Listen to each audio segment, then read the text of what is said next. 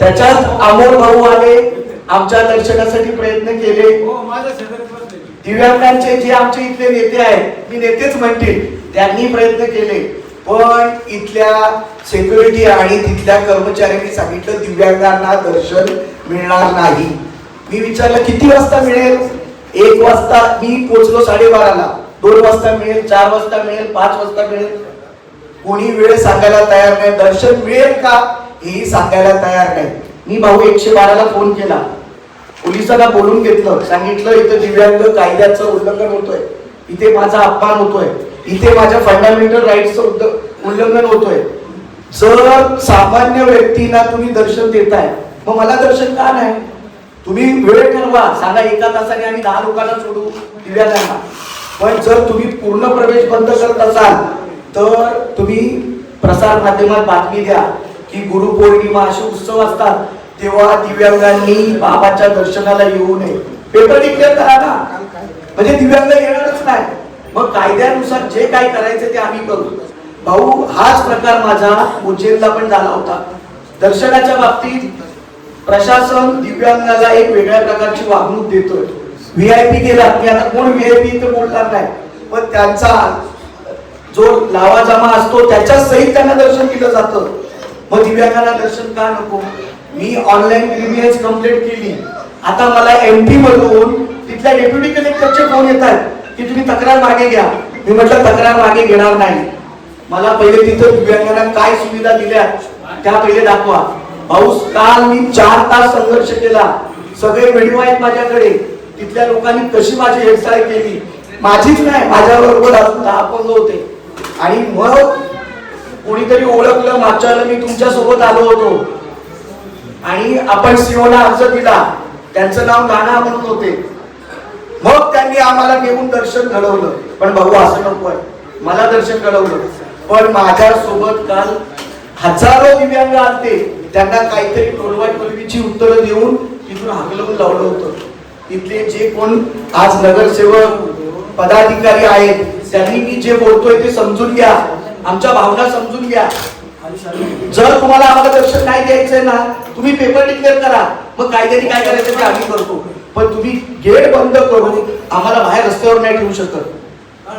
भाऊ तर तुम्हाला एक विनंती राहील की या प्रश्नाकडे गांभीर्याने लक्ष देण्याची वेळ आहे. आम्हाला पण तुमच्या मार्फत जे काही तुम्ही एवढे GR पास करून दिले, दिव्यांग कायदा 2016, आज आपण एवढा लढा देऊन 5 दिव्यांगांना स्टॉल मिळवून दिले.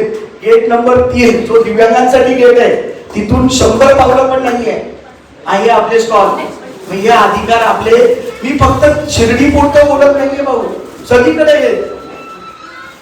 पंढरपूरला गेलो की आपल्याला वेगळी मागणी करावी लागते, मग दर्शन मिळतं. तर दिव्यांगांना पण जीवावर आस्था आहे. जरी आम्हाला 2 हात नाही, 2 पाय नाही, डोळे नाही, मग काय आम्हाला देवाकडे मागायचं नाही का काही? तर आम्हाला पण देवाकडे मागायचं आहे. त्यासाठी एक वेगळी आता मला चळवळ मी तर चालू केलेली आहे. उज्जैनची तक्रार केली, उद्या शिर्डी संस्थांची पण ऑनलाईन ग्रीव्हियन्स देणार. जे जे माझ्याकडे व्हिडिओ उपलब्ध आहेत, सुरक्षा अधिकारी असू द्या, सीओ साहेबांची पण तक्रार देणार आहे, ऑनलाईन करणार. भाऊंना पण एक तक्रारीचं अर्ज देणार आहे. कारण की जे घडलं ते चुकीचं घडलं. मला भाऊंच्या आणि तुमच्या शिर्डीवासियांच्या जे दिव्यांग लोक आहेत त्यांच्या कानावर ही गोष्ट घालायची होती. आयोजकांना मला वेळ नव्हता द्यायचा. आम्ही इथे संघर्ष करून हे स्टॉल मिळवलेच आहे. राहिला देवदर्शनाचा प्रश्न, तर तुकारामाचे अभंग तुम्ही वाचा, ज्ञानेश्वराचे अभंग वाचा. चोखा मेळा त्या पंढरपुरात आयुष्य गेलं, त्याची पुरी खानदान अभंग रचत होते, पूर्ण खानदान चोखा मेळाचे. कारण ते महाजातीचे होते आणि त्याला आंध्र प्रवेश नव्हता. चोखा मेळाला अभंग लिहिणं बंद नाही केले. त्याच्या बायकोनं अभंग केले, त्याच्या आज्यानं अभंग केले, त्याच्या वडिलांना अभंग केले, त्याच्या मायला अभंग केले. आणि एक अभंग असं केला का ते म्हणते ना, मला ते अभंग आठवत नाही पण त्याचा सार आठवतं.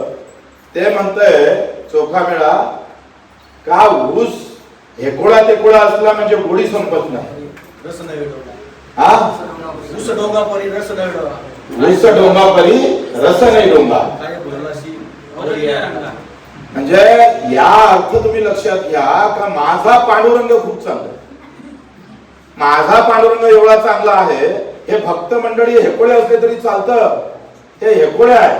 तो तिकडे विटेवर बसणारा पांडुरंग एवढा गोड आहे का तो याचा हेकोळेपणाचा मला कुठलाही त्रास होत नाही.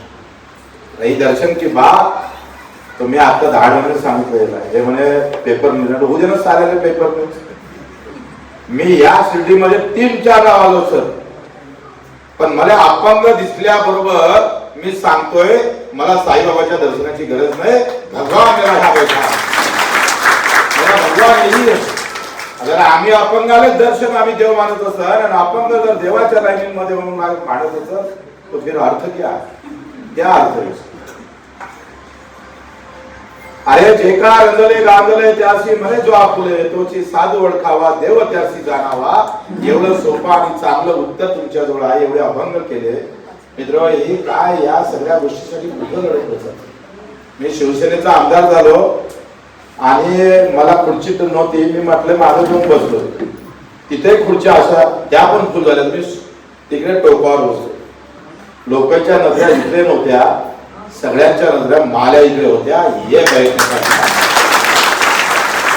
स्थान ज्या जाएंगे वहां स्थान बनाएंगे म्हणून मुकुल साहेब एवढं मनावर घेऊ नका. आपली लढाई ही पोटा पाण्याची आहे. बोला बोला बोला. आपली लढाई ही पोटा पाण्याची आहे आणि त्याला असं साईड न काढणं. जेव्हा शरद जोशी साहेबांची लढाई शेतकऱ्यांची चालू होती तेव्हा बीजेपीनं RSSनं मुद्दामून मंदिराची लढाई उभी केली आणि पोटा पाण्याची लढाई व्यवस्थित मार्ग आली. समजून घ्या. आपण जर या गोष्टीसाठी जेव्हा लागायला लागल तर तुम्ही जेव्हा या गोष्टीसाठी भांडायला गेल पेपर तर आपण जे काय करायचं ते करू, पण ते वाच्यता करू नका.